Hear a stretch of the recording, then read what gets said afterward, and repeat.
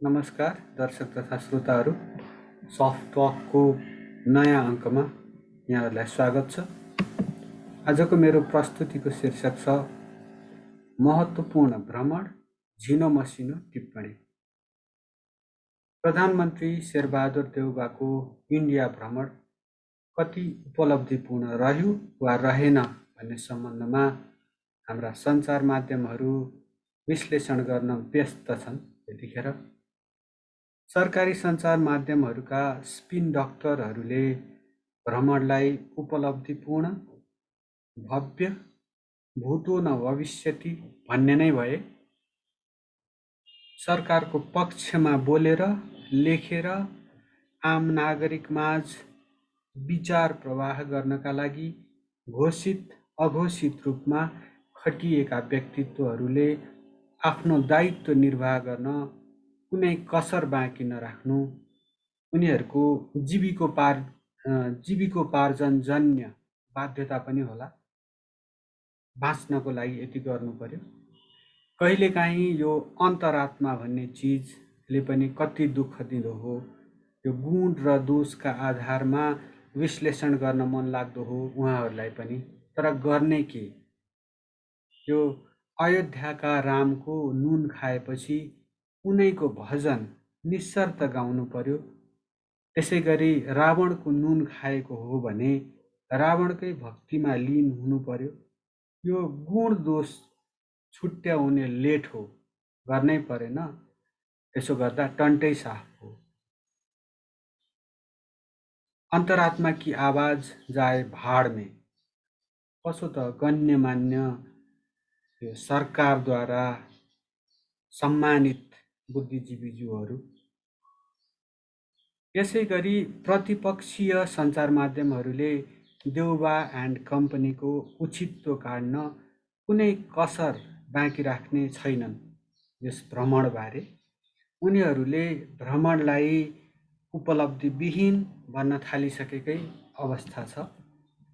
अनि यो देश स्थानीय निर्वाचनको सङ्घारमा उभिएको बेला यस भ्रमण सम्बन्धी वाकयुद्ध अलि बढी नै चर्को हुने अपेक्षा गर्न सकिन्छ। अनि यस्तो चर्को वाकयुद्धका बीच तथ्यपरक, यथार्थपरक विश्लेषणहरू, आवाजहरू दबिएलान्, त्यति नसुनिएलान् भन्ने अपेक्षा गर्न सकिन्छ। प्रधानमन्त्रीको इन्डिया भ्रमणको सफलता असफलताको लेखाजोखा गर्ने जुन गुरुतर दायित्व छ, यो दायित्व सम्बन्धित क्याम्पहरूका स्वनामधन्य बुद्धिजीवीहरूलाई नै सुम्पौँ। म चाहिँ यस भ्रमण अघि र भ्रमणका क्रममा देखिएका केही दृश्य परिदृश्यहरूलाई केलाउने धृष्टता गर्नेछु। बोझिलो परम्पराको रूपमा लिएको छु यस्तो भ्रमणलाई मैले।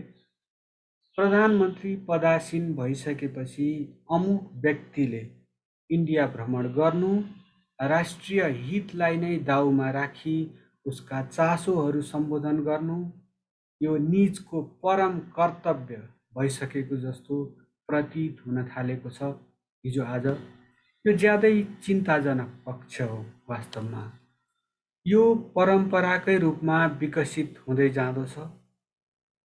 एउटा सार्वभौम देशका प्रधानमन्त्री हतार हतार, खासखुस बिना कुनै तयारी ओहदाको प्रमाणपत्र पेश गर्न छिमेकमा गएको जस्तो देखिनु, त्यस्तो प्रतीत हुनु, अनि प्रत्येक पटक राष्ट्रिय स्वार्थ विरुद्ध सम्झौता गरेर फर्किने परिस्थिति बन्दै जानु पक्कै पनि शोभनीय होइन।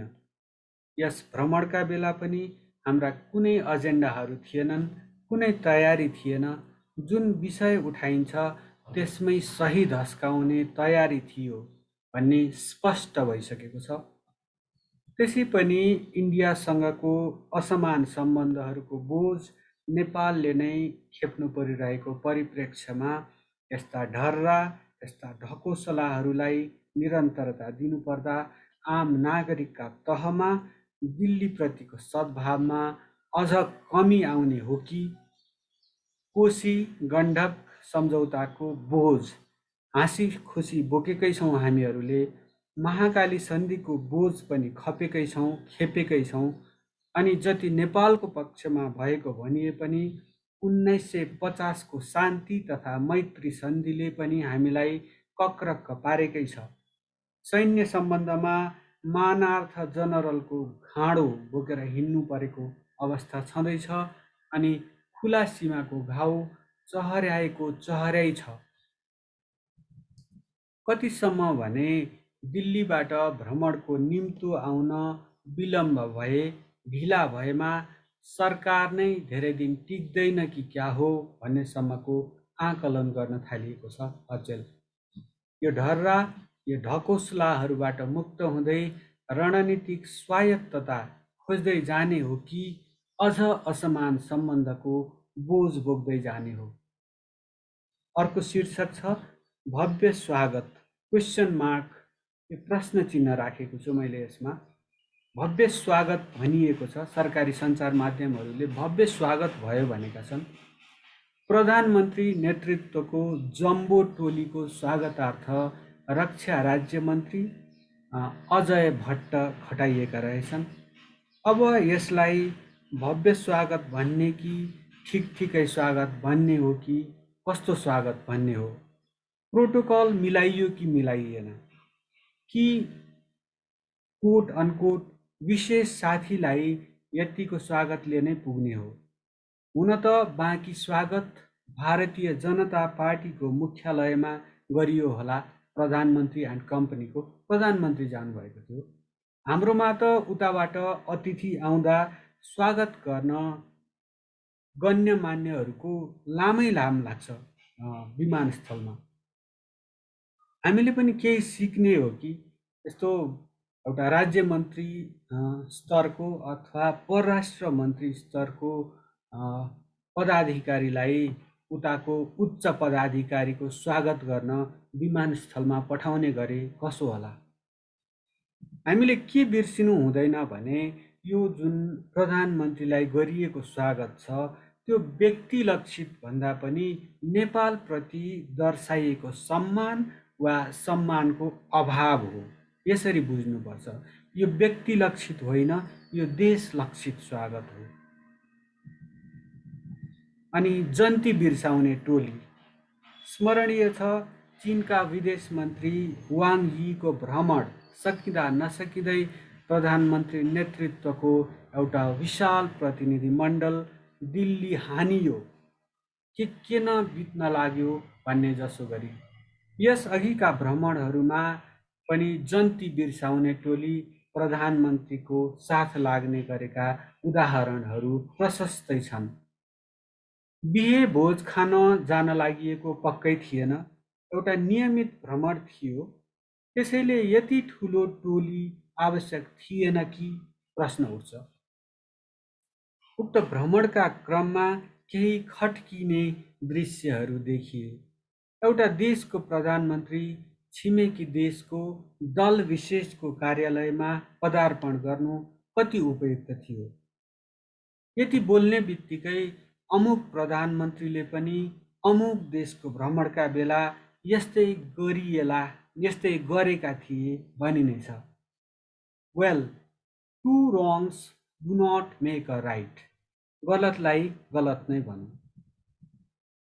जात्रा बीच जहाज होल्डमा।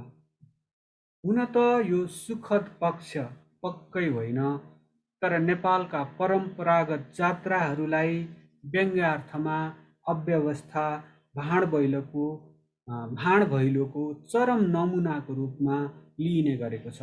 आजभोलि हिजोआज प्रधानमन्त्री दिल्ली हान्निन लागेको दिन देश घोडे जात्रा मनाइरहेको थियो।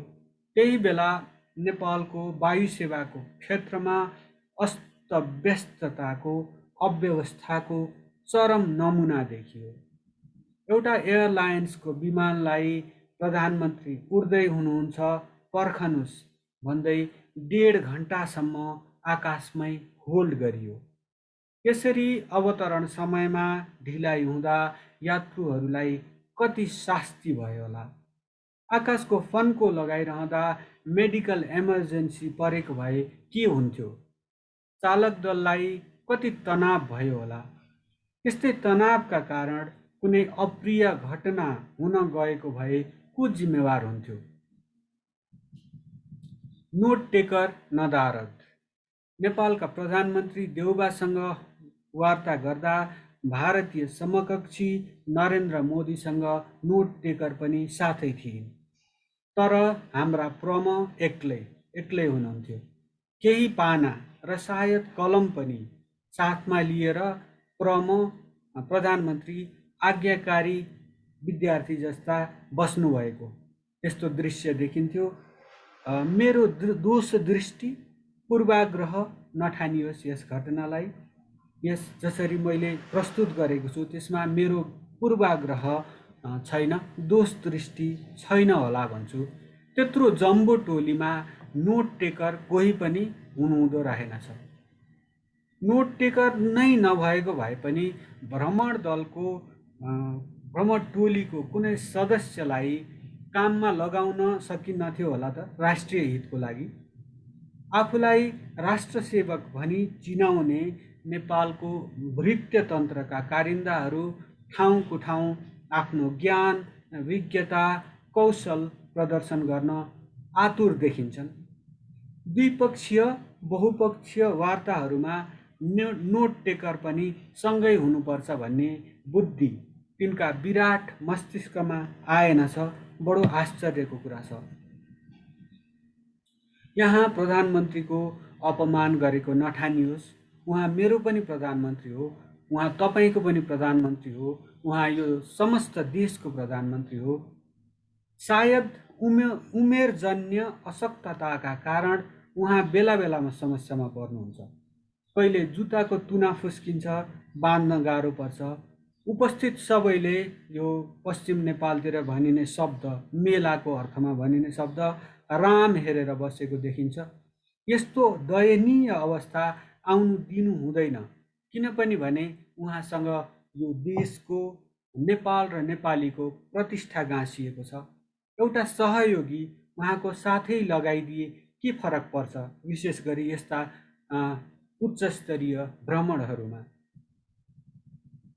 यो मेरो प्रश्न नेपालको कर्मचारी तन्त्रलाई, यो भ्रमणको व्यवस्थापन गर्ने जुन जिम्मा लिनुहुन्छ नि उहाँहरूले, यो देशको प्रतिष्ठा कायम राख्ने जुन गुरुतर अभिभारा बोकेर हिँड्नु भएको छ, उहाँहरूलाई हो मेरो यो प्रश्न।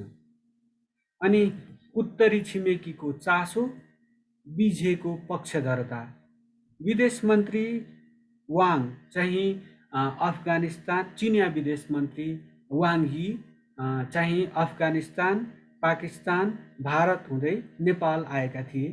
3 दिने भ्रमणका लागि परिप्रेक्ष्य थियो सहस्राब्दी चुनौती सम्झौताको अनुमोदन, रुस युक्रेन सङ्कट र चीनले अघि सारेको बेल्ट एन्ड रोड इनिसिएटिभको कार्यान्वयनमा ढिलाइ।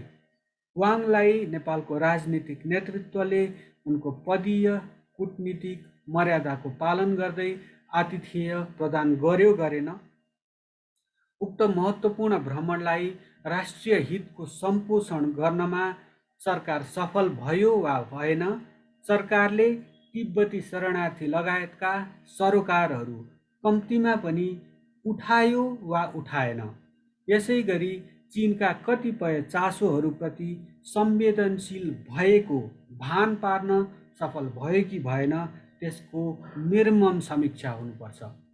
स्पष्ट के छ भने नेपाल एक चीन नीतिप्रति प्रतिबद्ध छ भन्ने किसिमका दोहोरिरहने वक्तव्यहरू सुन्न वाङ, चिनिया विदेश मन्त्री वाङ यी पक्कै पनि नेपाल आएका होइनन्।